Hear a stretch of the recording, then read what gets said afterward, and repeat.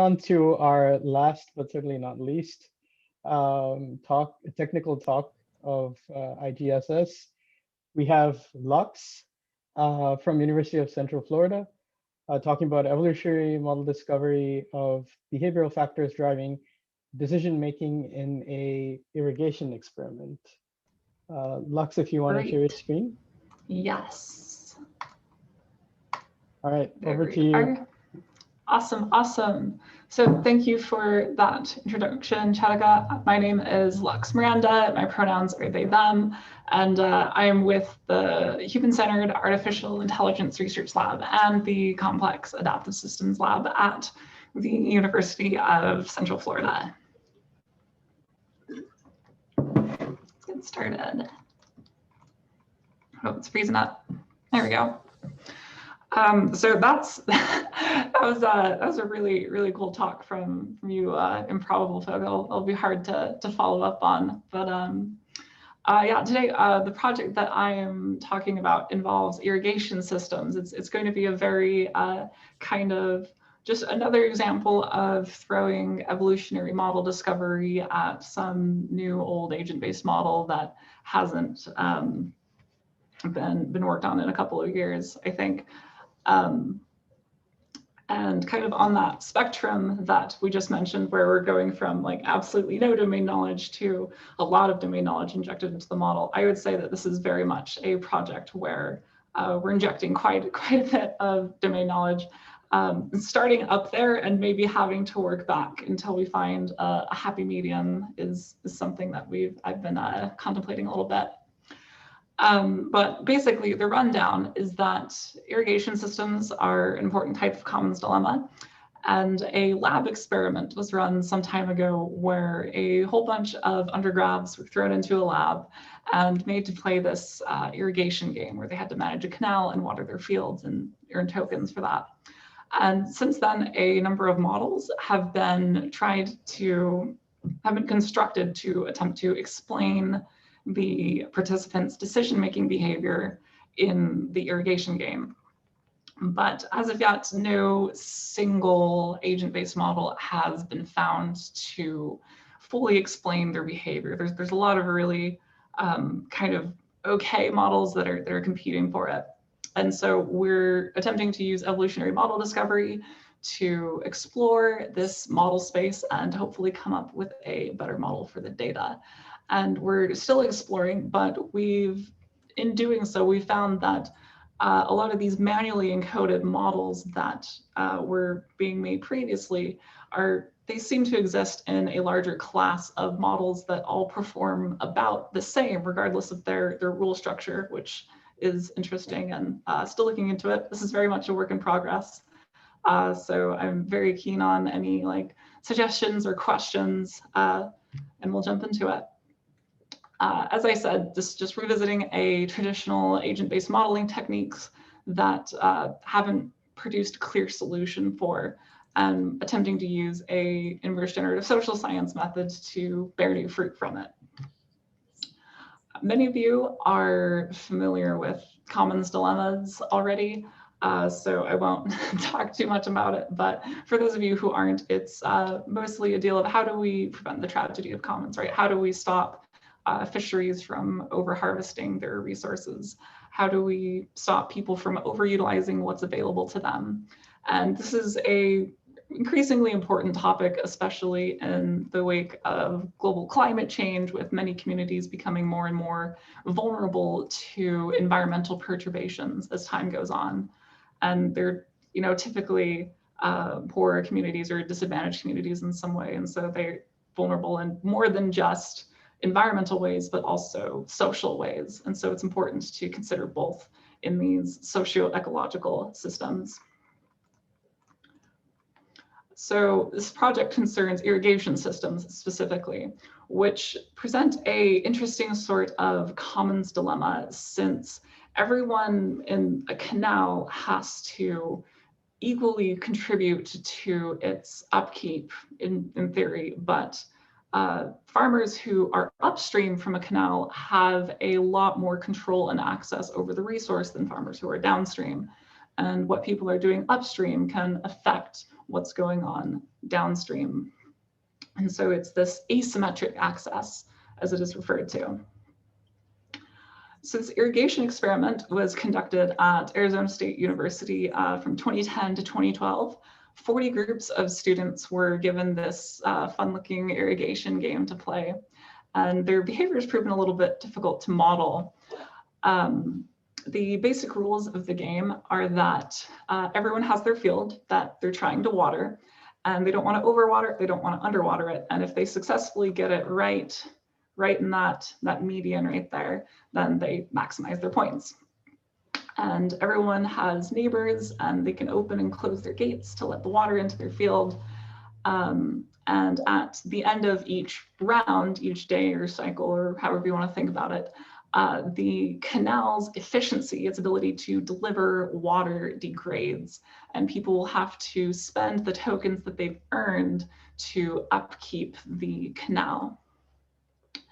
And this produces some pretty interesting dynamics of just people behaving and interacting in different ways. And primarily, this was studied by Marco Janssen and Jacopo Baggio using agent-based modeling a few years ago. And I believe Jacopo is actually in the audience today, and this is the first time that he's seeing this presentation. So I'm keen to hear any interesting questions from him at the end.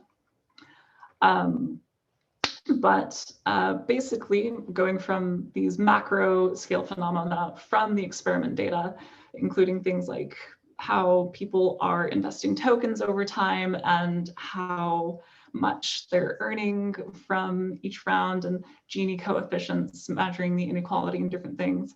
Right now, this is just a graph of token investment over time. So each round, there are 10 rounds being shown here.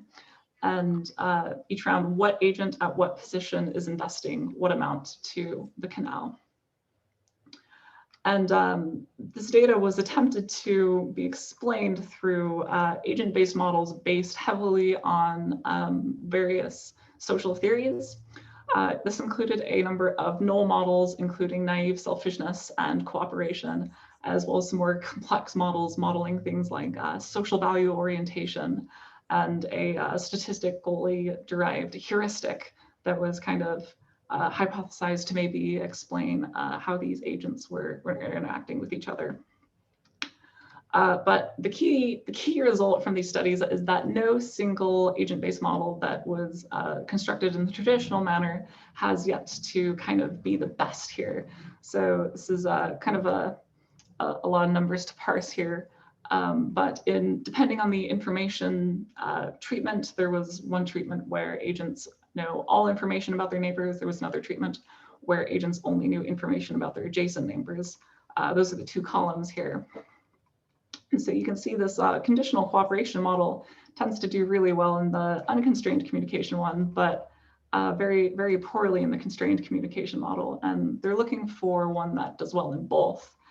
And both this mixed model and social values model are roughly on par in that respect. So some pretty good results, right? Like these fitnesses are pretty good, but nothing that's like, oh, this is the model. These are the rules that are explaining these agents' behavior. So evolutionary model discovery, we have some great talks about it. This will be the third one at this conference.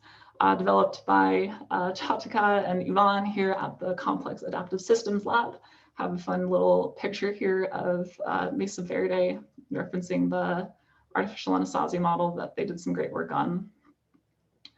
But yes, basically just a brief review in case you missed it. Won't go too much in detail on it. Evolutionary model discovery allows us to, take existing models, if you're starting with an existing model, and kind of breaking it down into its component factors and recombining those factors in new and interesting ways and evaluating against a fitness function to utilize machine learning to build new models in a way that doesn't sacrifice explainability. And I have a cute little graphic here to just kind of graphically visualize that. We've seen a lot of syntax trees in this workshop, and I loved it. We all have our own different colorful syntax trees. Yeah, basically this is how it works. We make lots of trees, lots and lots and lots of trees, and see which ones are the best. Lots of tree growing, you might say. So akin to previous studies applying evolutionary model discovery to various agent-based models, we are choosing to focus in on a single aspect of the model and holding the other aspects the same, and just evolving that one agent behavior. So in this case, in each of these agent-based models, agents decide really to do two things every round. They decide how much water they're going to extract from the canal to water their fields with, and they decide how many tokens they're going to invest in the infrastructure. And so we decided to focus on the investment into the infrastructure behavior, as it seemed a little bit more of a complex decision that has to be made rather than just trying to maximize your water income when your neighbors are trying to keep it away from you. And so that's our big question. What factors are contributing to investment behavior? So starting from, as I mentioned earlier, the top of that spectrum, like very heavy domain knowledge, started to kind of come up with this list of possible factors that may be contributing to it, largely based on the original models that were being built, but allowing them to combine in new ways. Just very much as a starting point, as I said, we don't have super conclusive results yet. This is under construction, just the kind of current state of things. But also in line with some Agent Zero ethos, we've split them up into rational, social, and emotional factors. And I think the emotional factors can often be interesting because those ones tend to be left out by a lot of models, and might not consider human beings as emotional creatures, even though we are. So yes, this is the list. I have some things to point out. We have the statistical heuristic, and these are very like globbed together. I would say like, oh, this is the heuristic that was developed. That might be a thing. Or the social value orientation model, that's a whole other kind of decision-making process. We haven't broken those up yet. I wanted to see if they could just be mixed together in very large chunks first, make a stew before a smoothie, I suppose. But yeah, just really quick to run an example model of what our models that are coming out of evolutionary model discovery kind of look like at the moment. Here's 3 example factors: altruism, return on investment, and upstream homophily. So just the probability of investing X tokens due to, oh, that's a typo, that should say altruism. Higher investment is a higher probability for this function. You know, altruistic agents want to give a lot, or not altruistic agents, but agents who are considering altruism. We don't assign any agent types. And then we have a return on investment. So probability that investing X tokens will lead to a higher return on investment, pretty straightforward. And this last function here is just a similarity score between the number of tokens that they're investing, X, and the upstream neighbor's last investment. So if their investment is closer to the neighbor's last investment, that's going to be a higher output. If it's further from their neighbor's last investment, that's going to be a lower output. And that's what our example syntax tree might look like, where agents are deciding to invest X tokens with. We have this argmax up here, so just the maximum, how to maximize these functions that we're getting. They choose the X that will do so, where we're multiplying altruism and return on investment and subtracting the upstream homophily. This is just an example. And this is great and nice and explainable and interpretable. So we can look at this and say, oh, agents greatly prefer higher investments that lead to returns on investment and are slightly averse to copying the strategy of their upstream neighbor, just as an example. But one thing that we've run into with kind of encoding factors this way is it's a little bit difficult to always go from some of these hard-coded agent-based model rules into these kind of more modular evolutionary model discovery factors. For example, this original rule, altruistic agents always invest 10 tokens. We have reformulated it as the probability of investing X tokens due to altruism is higher for X closer to 10. And so that's got its advantages and disadvantages. I think probably the main disadvantage is it introduces a additional parameter, which maybe isn't a huge deal, because there's various different curves, like probabilization curves, that you could go about just choosing to probabilize that. I've just chosen to currently implement a linear one where you can adjust the slope of it with this little k parameter there. In terms of actual results, this is the current state of our results. As I said, very, very in progress, but we've got some numbers. As of right now, these are the top 10 models for investment behavior that has been pumped out of EMD. There's a lot of parentheses going on here, so I'm just going to show one of them in detail. Oh, and I almost forgot to mention, this is with the utilitarian extraction function. So we haven't done a ton to vary the other extraction functions yet. I chose the utilitarian one since that in the previous work seemed to kind of be the kind of most okay in every treatment that they provided, rather than one of the null models or kind of mid-complexity models.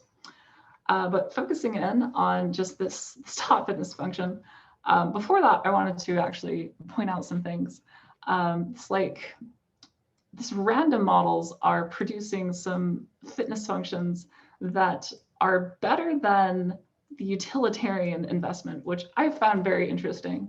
So with utilitarian extraction and utilitarian investment seems to be producing a lower fitness function than utilitarian extraction and random investment. So I'm not sure if that was something that was ever varied in the original study, but definitely something worth looking at. And we have a lot of these models sort of just producing very similar fitnesses that don't really have a lot to do with each other. Most of them either have utilitarianism or randomness in them, but not all of them. And so to me, it seems like, and this is my current interpretation, there's a lot of models existing in this class where they're all kind of doing roughly the same, even though they might not have much in common with each other. So some exploration to be had right there. I want to focus in just to get a better idea of what's going on with these. This top model, I think, is currently the most interesting explanation for our irrigation investment. And just kind of, oh, I don't know how to erase. There we go. Oh, erase. There we go. Lots of parentheses there. So just writing that out as an ordinary equation. What this is basically doing is agents are choosing to invest using this function, but I guess more surprising things from EMD, just throwing these curveballs at us, that obviously simplifies to just the inverse of the upstream homophily. So what this rule is essentially saying is that the best function that we've gotten, which is slightly better than all the other ones at the moment, is agents are always avoiding making similar investments to their upstream neighbor. It's like, oh, I don't want to do what they just did. I want to look like I'm doing something else and like I know what I'm doing, or something to that effect. And the most upstream agent chooses randomly, using just kind of only using the homophily function. So interesting kind of funky stuff going on there. But yes, that's pretty much it for the state of our results. Still need to do some more exploration and experimenting. But yeah, there's a lot of these models that are right there around the 45–50% fitness range that seem to represent a interesting model class. In terms of lessons that I've learned from kind of this experience so far, this being a workshop, I thought we could maybe talk about some of these ideas too. It can be very difficult to adapt some of these older models to evolutionary model discovery, especially since so many of them, they're very hard-coded. They have a lot of branching. There's, it's difficult to like wrap your head around like, okay, how can I break this apart? But of course, creating whole new models represents its own challenges, as we just saw with the improbable presentation was pretty interesting. So pick your poison, I guess. So to leverage the power of this too, I've I personally found this just a really fascinating mental shift experience as a researcher. It's just thinking about models from these rigid things and going to oh, how do we, because we were going from the ground up before, but now we're inverting the ground up. And I don't know, it's been a mental shift, and it's required a lot more reasoning about causal relationships and more explicit identification, especially of once implicit hypotheses, where when you're making a rule, it's why are you making that rule? Is that being a lot more careful with that sort of deal. And so that's it. Just to briefly summarize, I'm working with irrigation systems as they're an important type of commons dilemma, and specifically working with lab experiment data from students playing a simple irrigation game. Turns out their behavior was hard to model, and folks, including Marco Janssen and Jacopo Baggio, have been attempting to make ABMs to fit that data, but not any single one has super been great yet. Evolutionary model discovery is honestly kind of so far finding the same. Nothing is really the best model yet, but it is at least exploring the space more and telling us more about what we don't know. And I think that's always a good thing. But yes, it's still a project in progress, and I would love to hear your thoughts. Thank you. Thank you so much, Lux. It's really cool to see your application there. I think it was interesting that you found that in certain cases, the random selection combined with the utilitarian selection outperformed or did as well as some of the more meaningful factors, factor combinations, I would say. I was wondering if there might be other variables that we could include in the experiment that might give us an upper edge, maybe some stronger factors, or maybe it's just that the predictive structure of the problem at hand is lacking, and random solution is actually what it calls for. Yeah, but yeah, it's really cool to see the application. Hope you find some more cool results going forward. Very cool work. Thank you. And yeah, I absolutely agree. The random functions being there is oh, we need to throw more functions out. That's what I'm working on right now. It's oh, what are some more factors we can do? How can we recombine the factors? How can I break up the models a little bit more, perhaps? So still exploring that. Yeah. And also, as you change your target phenomena, I wonder if that would change. So yes, that too. Yeah, that too. Exactly. All right, we have a couple of, we have about 3 hands up, I think. We have Bruce. Bruce, do you want to go ahead? Sure. Great presentation, Lux, and really great progress from last time I saw it. My question was, you used the agent zero structure, but and I wasn't sure the context of how the game worked, but is there anything related to experience? Like sometimes you get in these games and you don't realize the impact of your decisions, so you almost have a naive agent. And as you learn the game, you figure out more things about, okay, I should do this because I think it has an impact. But is there anything there on just experience or number of cycles, or does every participant have the same opportunity to learn how to win the game or play the game?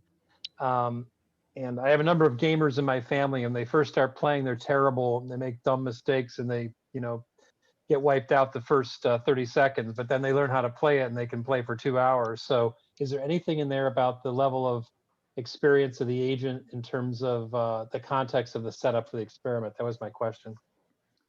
Right, yeah.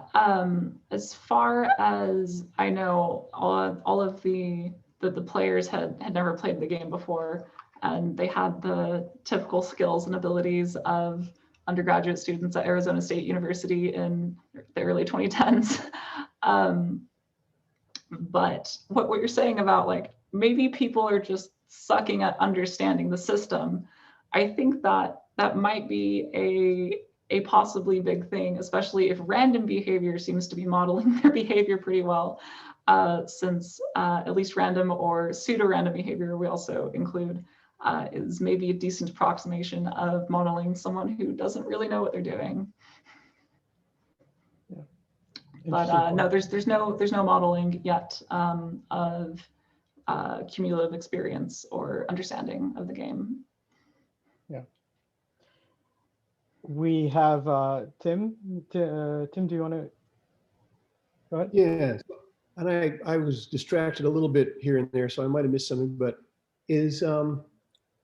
do all of your agents evolve the same rules? Like I can imagine in a bunch of undergraduates, you could have a few people who come in with a pretty strong theory about how this should work, and other people who leave having no idea what that game was all about.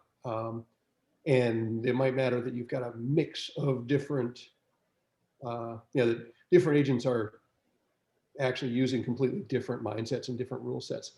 Are you evolving that? And if not, is that possible, do you think? Yeah, it is definitely possible. For the moment, all of the agents are homogeneous. They're all following the same pattern. But that's definitely a pretty clear next step if that doesn't continue to bear any fruit. So, yeah, I think that could get really complicated, but it seems like it could also be really important. So, yeah. I think that's a good point. Speciation does seem to help in certain circumstances. Leo, you have your hand up? Yeah, thank you. Really interesting talk. I enjoyed it a lot. My question is, and maybe you said this and I just missed it, but is there a specific pattern or emergent property in the behavior that you were trying to model, or was it more like you're just trying to match the empirical data as closely as possible, like item per item? I guess, are you asking about like the macro behaviors that we're trying to reproduce? Exactly, yeah. Oh, okay. I've got a slide for that actually. Bonus slide. So yeah, this is the precise fitness function that we're using, just pulled right from the literature, the same one that Baggio and Janssen were using to evaluate their original traditionally built models. So these are 5 macro phenomena and the overall fitness function as a multiplication of them. And you might be here thinking like, oh, that's the old fitness function, that's not the newer one. And yes, I know I'm working with the older, simpler models at the moment and adding on complexity as I go. So that's kind of how I'm going. But yeah, and so that's the thing too, is that currently we're measuring the entire fitness of all of these factors, which includes fitness of the extraction. And since we're holding extraction steady and we're only interested in investment, another avenue forward is potentially just looking at the average contribution per person right there, as that's the one that we're evolving models for. Mm-hmm. Jacopo has a suggestion along those lines, I believe, suggesting you'd look at investment and extraction simultaneously, since they are intrinsically linked to irrigation systems, and reciprocity plays a key role. So yeah, that might be something to look at as well. For sure. All right, excellent work. Thank you so much, Lux. Thank you. So with that, that's the end of our technical talks for IGSS. And I'd like to hand it over to Bill, who is going to have the concluding discussion.